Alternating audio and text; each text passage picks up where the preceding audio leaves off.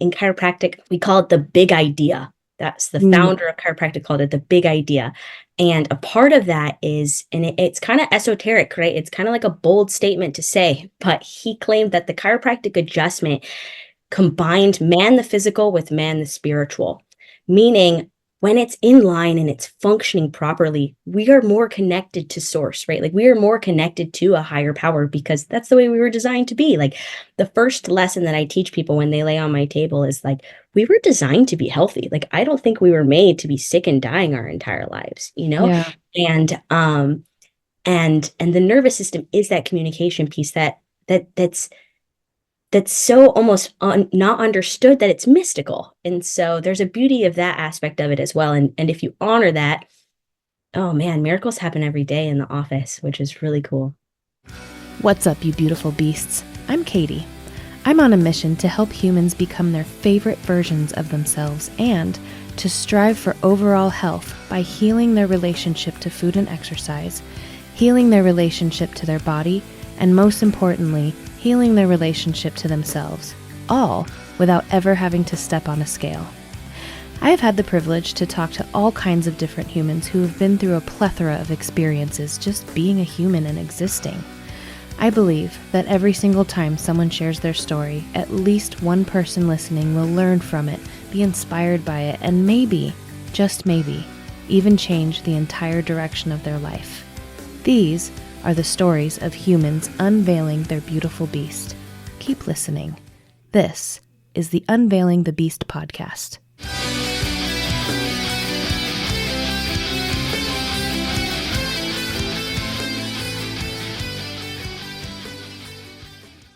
So yeah, headaches are a regular thing for me. Could that be related? I know you're a chiropractor, right? Mm-hmm. Is Yes, that related to chiropractography? yeah, yes, I just absolutely. made up a word. Yeah, totally. So interestingly enough, one of my first mentors, he actually got into chiropractic because his mom would have debilitating migraines and he Mm, sought out a mission to be able to help his mother. So now what I do when I check the spine, I always check that very top bone. It's called your atlas. And mm. in chiropractic, a lot of times we call it the headache bone because it puts pressure on those nerves that go back into the brain, right? Yeah. So if there's pressure on that part of the nervous system, it causes chronic migraines, different things like that. So that's not one of the reasons generally people come in to see me, but it's one of the positive side effects, right? So I'll be helping Yeah. them with neck pain or their low back pain and ask like, how are those headaches and those migraines? And you know what? Like they haven't been bothering me as much. Like, well, there Yeah. you go. Once the body starts working the way it's supposed to, it heals of a lot of different things, and that includes Mm, headaches for sure. yeah. I've never gone to a chiropractor before. That's probably the last thing that I haven't tried for my headaches.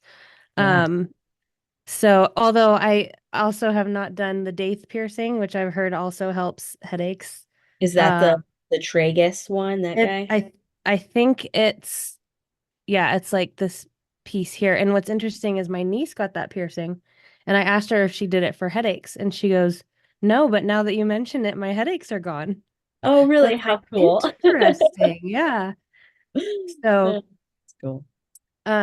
just for the listeners, we just met about 5 minutes ago, and we've been talking about headaches and COVID and how people have lasting effects of COVID for like different things for different people.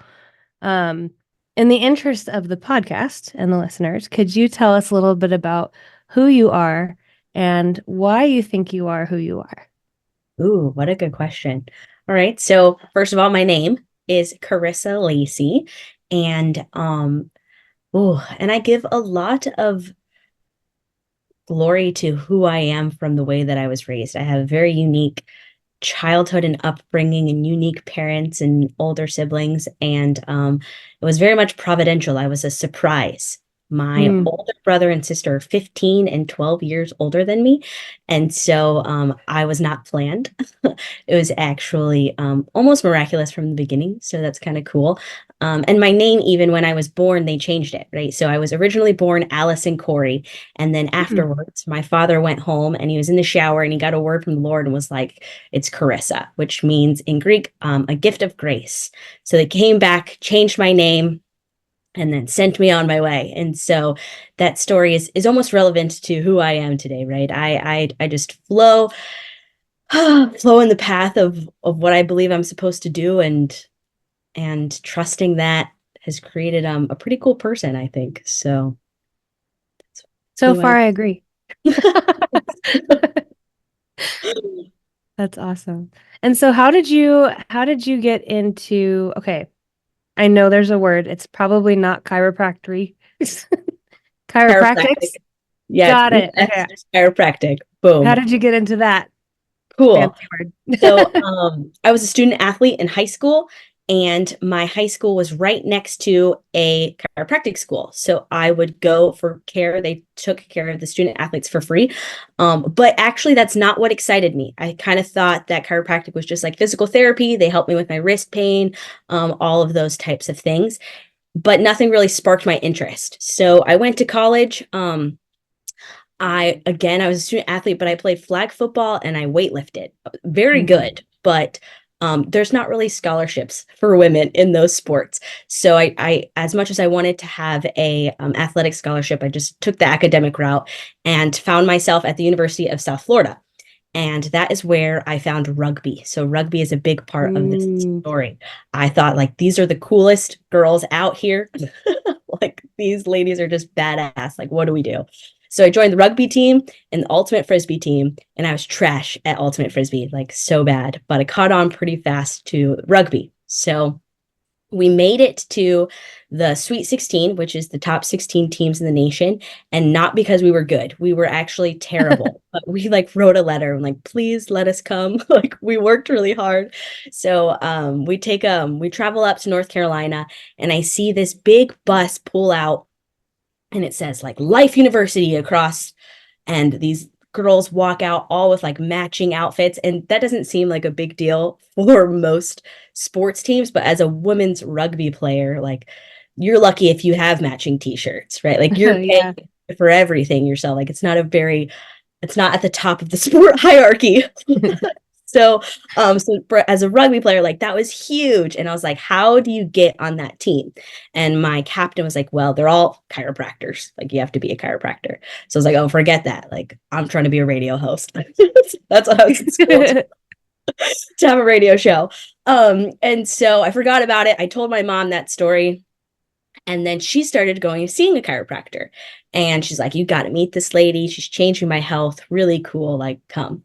So I finished my first year, didn't for sure, was going to transfer, figuring things out. And when I met her, my mom told her that I wanted to be a chiropractor. And I was like, no, I don't. The only school I would ever want to go to is this one Life University. She's like, that's where I went to school. I've got connections, right? So she hooked me up through the rugby program. But then as I was under care with her, my whole life changed, right? Like my whole um understanding of the body just like popped open, and I was like, this is the Mm. coolest thing ever. Like I have to learn about this. And again, right, I didn't have any back pain, neck pain, anything like that. I was suffering from acne, like hormonal acne, and never would have thought that chiropractic would help with that, right? But she did this style of testing in chiropractic where it was like muscle testing. So she would see like Mhm. if you're strong, if you're weak, like asking the body questions about itself. And if you ask it, like it'll tell you. And she found out different things that I was like lacking throughout my diet. Once I was able to fill that, my acne cleared. And I was like, this is the coolest thing ever. And so from then on, I immediately transferred up there and I never looked back. And then the more I learned about chiropractic, the more I was like, I was made to do this. So Mm. that's my story. That is so cool. I love stories like that, especially when that's not the original intent. You know, it's like something happens and then boom, I'm going this way now. So I really love that. Yeah. Um,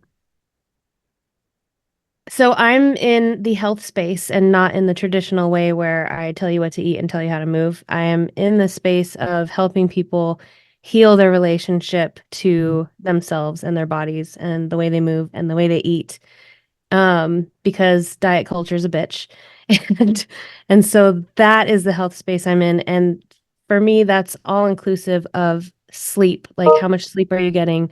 What are you eating? Are you listening to your body? How are you moving? Does your movement bring you joy or does it make you feel like you want to die at the end? Things like that. And so um that's why I reached out to this group because I'm trying to hone the podcast in more to what I'm doing in my work. So, all of that said, how does your work help the human become healthier and I don't like necessarily saying the best version of yourself anymore. I like saying your favorite version of yourself. How does that help people become their favorite version of themselves? I love this question. So what chiropractic is, if I were to put it out there in a nutshell, right, is it tunes the nervous system to function the way it's supposed to. It reconnects the brain to the body. And what the nervous system does is it adapts to the world around us and then responds appropriately. And and there are two parts of our nervous system. We know about the sympathetic, which is the fight or flight, and then the parasympathetic, which is the rest and digest. Mm-hmm. And we live in a stressful world, right? Like if you think about physical stresses, like we're walking on cement we weren't maybe necessarily meant to walk on, we're sitting at desks all day that we weren't meant to sit at. Emotional stress, like thinking about politics, religion, right? Everything are external stressors to our body. And then even chemical stress, right? So the foods that we're eating, the water sources that we're drinking, the preservatives, all of those things that are in our food as well, those are all stressors onto our system. And what our nervous system does is it adapts to those stressors. And if it's functioning properly, it can adapt to those stressors a lot better. And then if it's not functioning properly, then you get hit with a bad news call, right? And then the next week you find out you're sick, right? Like we don't necessarily know the repercussion of that stressor. So what chiropractic does, right? And what I do is I ease that system, align it, reconnect it, and then help it start functioning better so it can adapt to those external stressors more appropriately. Yes. I love that explanation. It's so much more than like cracking somebody's back. And I love people that are passionate about what they do in respect to the whole human. You know what I'm saying? Like all aspects of the human, because the outsider looking in says, "Oh, chiropractor. Oh, they're gonna crack my back. Oh, nutrition specialist. Oh, they're gonna give me a diet plan. Oh, personal trainer. They're gonna show me how to work out." And it's so much more than just that thing. Does that Yeah. make sense? Yeah, absolutely. And it's interesting that you say that, right? In chiropractic, we call it the big idea. That's the Mm. founder of chiropractic called it the big idea. And a part of that is, and it's kind of esoteric, right? It's kind of like a bold statement to say, but he claimed that the chiropractic adjustment combined man the physical with man the spiritual, meaning when it's in line and it's functioning properly, we are more connected to source, right? Like we are more connected to a higher power because that's the way we were designed to be. Like the first lesson that I teach people when they lay on my table is like, we were designed to be healthy. Like I don't think we were made to be sick and dying our entire lives, you know? Yeah. And and the nervous system is that communication piece that's so almost not understood that it's mystical. And so there's a beauty of that aspect of it as well. And if you honor that, oh man, miracles happen every day in the office, which is really cool. What would you say to the person, because I hear this all the time, what would you say to the person who's like, I am not going to a chiropractor. I've heard too many stories of people getting hurt and blah, blah, blah, blah, blah. Yeah.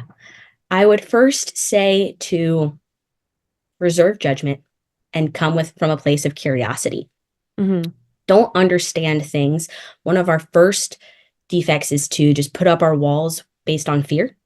And it's a protective mechanism, right? Our body does that for a reason.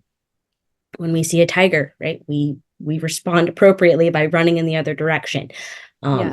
So honoring that, but then coming from a place of, okay, why do I feel this way? Let me ask some questions. I have an idea where I want to set up a booth at a community event, right? And say, I'm a chiropractor, ask me anything.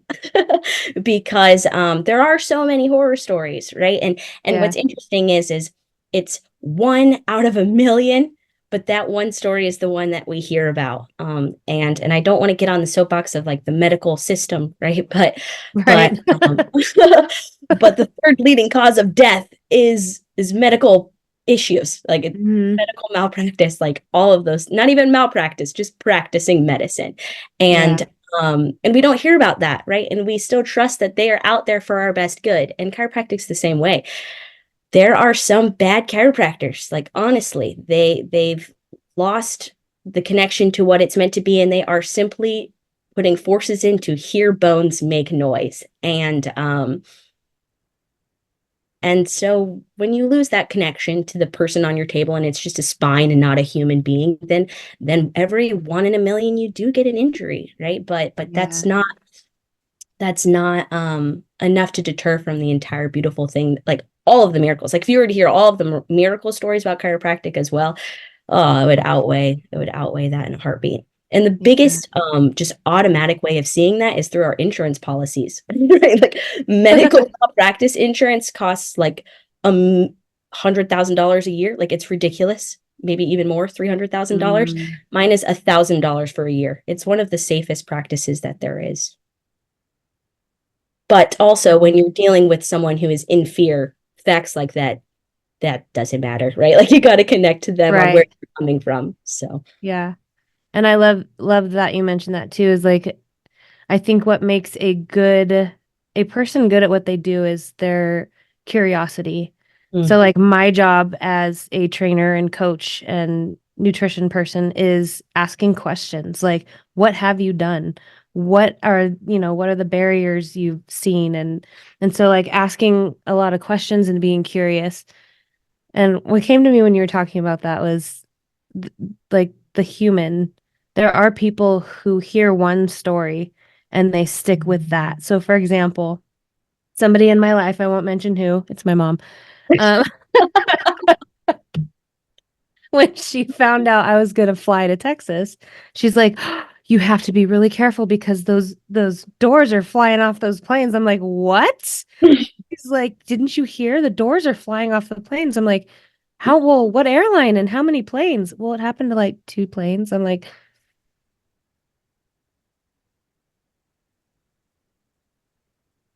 that's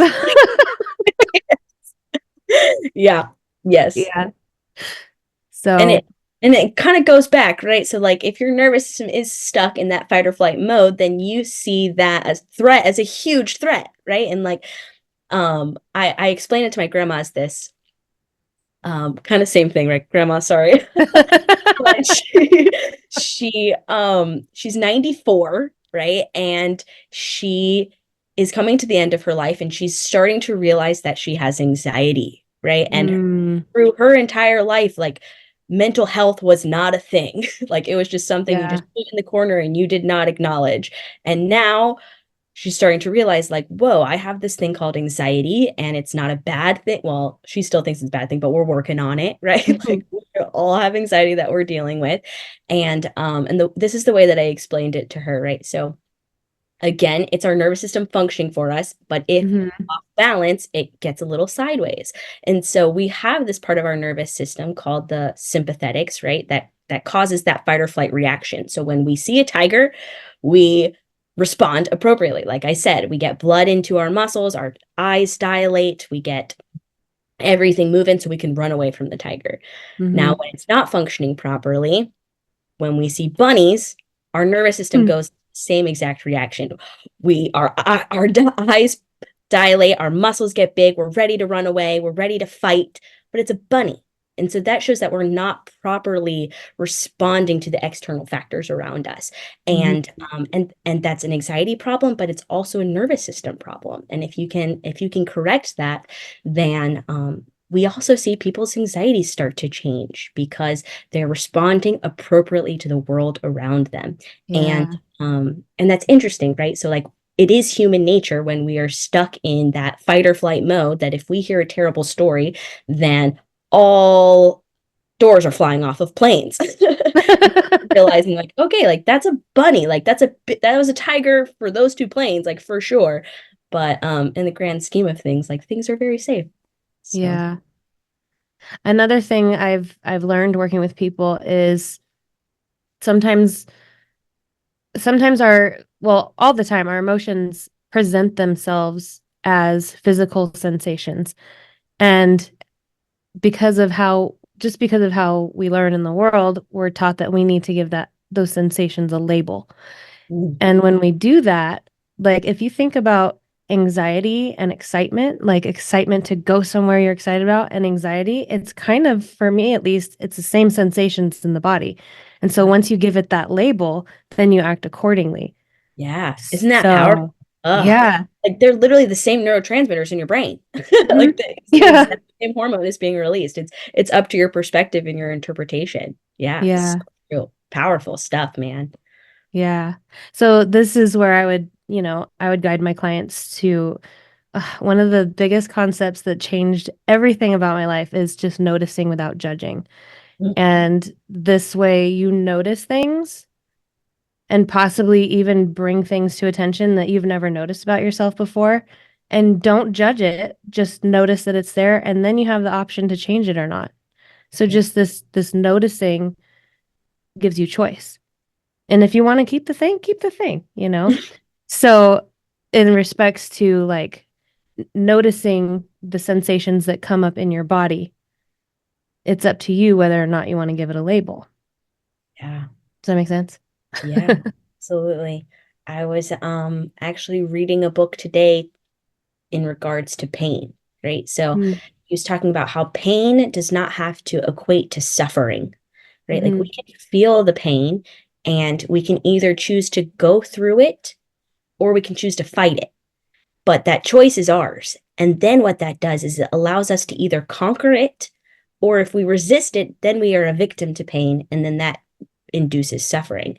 But if instead we're like, okay, I'm going to go through this pain, then that takes out the Mm-hmm. victimhood and I'm conquering it and we're working through it. And I'm choosing to accept that this pain is a part of life and I got to work my way through it. And then on the other side, we don't get all of the negative effects of fighting it, Yeah. especially when you know that your body is working for you. So, as a default. Yeah. Side note, my own personal example of that is when I had plantar fasciitis in both feet for years. Mm, And then when I went to the doctor, so it was maybe it's not a long story short, but I had it in my head because I was still stuck in the whole diet culture. You're not good enough unless you have a small body. I was stuck in this. My feet hurt because I'm in a big body. And the truth mm. was, my feet hurt was because I was teaching spin classes for 10 years and not properly stretching. And so Yes, man. when the doctor told me that, that's when I decided to go through it, as you were saying, instead of fighting it. Oh, my feet hurt because I'm a bad person versus my feet hurt because you didn't stretch properly. So, Yeah, and that paradigm shift, oh man, it takes so much pressure off of the weight of us, right? Like hmm we put these labels on ourselves, and it's like you can't you can't do anything good and healthy for your body if it's coming from a place of I hate my body. Like exactly. it's Oh my really hard gosh. to do. Yes, this has been my biggest message lately. Do it from a place of love, but continue. I don't mean to No, that was interrupt it. you. That was it. That was it. Yeah. Yeah, it's so interesting. The last two people I interviewed, we had this conversation of like so many people are like, I hate my body and therefore I'm going to change it. Or I hate that I do this and therefore I'm going to change it. And doing it from that space versus doing it from, I love myself and I want to live a long life as much as I possibly can. And therefore, so like the love is doing it from a place of love and like as a verb, I'm going to love on my body in order to love my body. Yeah. So, Yeah. And one powerful thing about love is that, like, in it of itself, it's healing.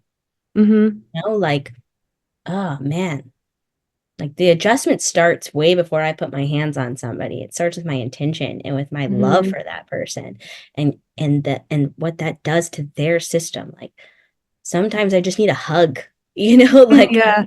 right, like love is powerful, and yeah, and if you are not loving yourself, oh, it's hard to heal for sure. Yeah. This is good stuff. I am going to take a hard right turn, Send it. maybe left. We'll just take a hard turn, or not even a U-turn, but anyway. So because this is a podcast of stories, and I think anybody can relate to anybody's story, at least one person. And if so, mission accomplished. Do you have a story from your life where you either changed your entire life or your mindset shifted to maybe see the world differently than you saw it before? Mm. The biggest one was the kind of the story that I already shared. Hmm. But we will go on to another one. Okay. So I was a rugby player, and a tough one at that, right? We were a very elite team, and name of the game was you pushed through the pain, right? I broke a finger.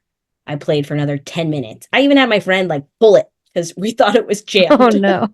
It was not. It was completely broken. And if it wasn't, it was definitely broken after that. So that was the name of the game. Like if you were going to play the sport, like you were going to be tough and you're going to work through no matter what, which to a degree is honorable. You create a lot of grit. I can persevere through a lot more things. I know that my body is strong now because of that. Hmm. But the paradigm shift that I had that really has sent me into a full new level of health, not just physical health, is realizing that pain is my body's way of telling me something is wrong. And I can either tell it to shut up or I can listen to it. And I can get curious and say, hey, body, what are you trying to tell me? And that changed everything. Once I started looking inwards of like, wow, why does this hurt every time I do this? Okay, maybe it's not just no longer do that. It's because this is wrong and this is weak and this is needs Hmm. strengthening, right? So getting curious about that, and then now that I see pain in a completely different perspective, I have more liberation over my body, and this is what I mean by that. Like, um, I'm terrible at thinking of like examples on the spot. That's okay. Okay, so pull a quad, right? Pull my quad, Hmm. and historically, right, I would get treatment, and then as soon as I could get back in on the field, like I would be back in on the field. But now, like, okay, my body is hurting because I strained my quad, and instead I'm going to listen to that and I'm going to stop what I'm doing and I'm going to give my body everything that it needs to heal completely and work with that. So strengthening this aspect of it, actually strengthening my hamstrings. And that perspective now, um for example, COVID, right? When I had COVID, I knew that my body was strong and was working for me and that it was expressing health. When I sneezed, it was getting that crap that's inside of me out. Instead of freaking out like, oh my gosh, I'm sneezing. It's like, no, I'm trusting my body that that's exactly what needs to happen. Hmm. And then because of that, I lose the level of fear, and then I'm not able to be manipulated into doing different things because I trust the way that it functions. I listen to it. I listen to those signals of pain. I get curious about them. And then I respond the best way I know how until I get healthy again. I don't know if that was an exact story, but No, that's good. I like it. I love that you used COVID as an example too, because my husband is in the middle of it. I got it before everyone. And he told he told his boss today, he's like, I'm getting everything out. yeah. And what's interesting in our modern culture, right, is that like you don't get to get everything out. Like you need to get back to the office, homeboy. You know, Yeah. Exactly. Okay, no wonder we're not able to fully heal from these things because we're on a time crunch and we need to heal in 48 hours and we got to be back to work. And so Yeah. it's a perpetual state of not health and instead honoring that and let it fully get it all out, right? So Yeah. Yeah. Well, I have one more question for you, and I absolutely. ask at the end of every episode, and that is, if you had one piece of advice that you could give to the world, what would it be? Mm. Man, I touched on all my really important things to me. I'll just recap on all of them. Um, One would be coming out of a place of curiosity other than fear, for sure. Fear is we're so it's almost our default, right? If we don't know, it's scary and we're afraid. Yeah. Um, and instead being curious, oh, this is great. Okay, so for that, right, I realized the neurology of how our body and our brain responds to doing new things and to doing scary things. And it makes you stronger, right? And like the more that you do things you're scared of, the more you realize you're capable of stuff. So at the beginning of the year, I started doing something new, hard, or scary every single day. And the things that I have accomplished this year because of that, I never would have imagined. I started my own practice, right? Like I'm living my Yeah. dream.